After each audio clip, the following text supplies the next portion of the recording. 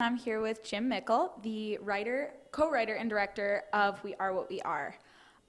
So just to start, I know it was originally a Spanish film, Yes. Mexican, Yeah.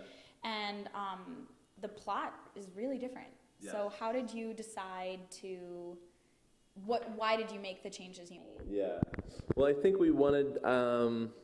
I kind of think that if you're going to remake a film, there's no reason to remake it and just do the same thing. You know, I think it's kind of not that interesting, and to me, it's sort of a disservice to the original. I think a film like Let the Right One In, was a Swedish vampire film. It was a great film. Like I'd rather just see that film just get released rather than just kind of churned out and pulled through Hollywood. And so I really didn't want to do that with this film. And I think there was a lot of stuff that was very, like, we couldn't have said what Jorge was trying to say better than he did in the original film. And he also said it in a very personal way. He said it in it was a very Mexican way, and it was very much like for his upbringing and where he grew up. And kind of early on, we just said, it's a very personal, unique film, and if we try to make your film, it's just going to feel like a fake knockoff. We're going to make a film that's equally kind of personal to send back to you. And he said, okay, great. I'm honored. That's great.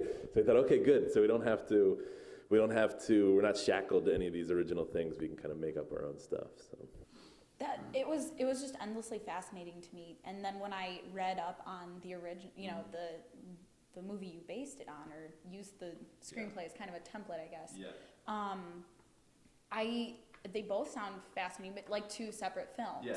Totally. And one of the things, just the biblical imagery that you use with the flood, Right. and then you have the Bible and Right. all of that. But Right.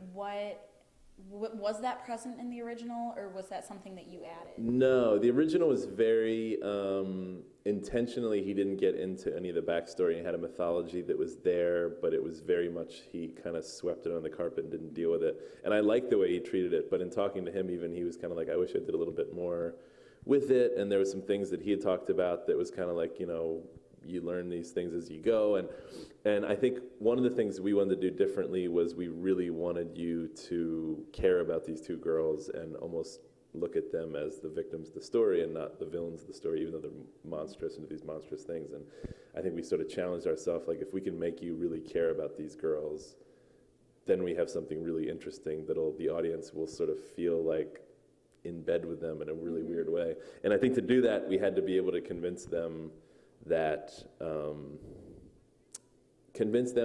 do it in a way that people could relate to. And I think both of us felt like there's elements in the original, obviously, that have some religious elements, but I think both of us felt like that's the one thing that's powerful enough that can convince people to do horrible, horrible things, yet be able to wash their hands afterwards and said, God said it was okay too, so I feel okay about this. And I think that was something we jumped on kind of early, was if we could relate it to the American idea of organized faith, then we can really probably set this up and let you feel what they're going through. So that was an early thing. Jorge said at some point, I really like this idea that in Mexico he felt like everyone had these ideas of tradition and faith, and they all have religious origins, but people modern day have sort of lost touch with why those ceremonies are around or what the traditions. You just do them because it's something you do every year. And I thought that was really fascinating. And the idea of like Thanksgiving and Christmas and Easter and all these things that if you boil it down and just talk about it, it's kind of an insane, absurd idea. Yeah.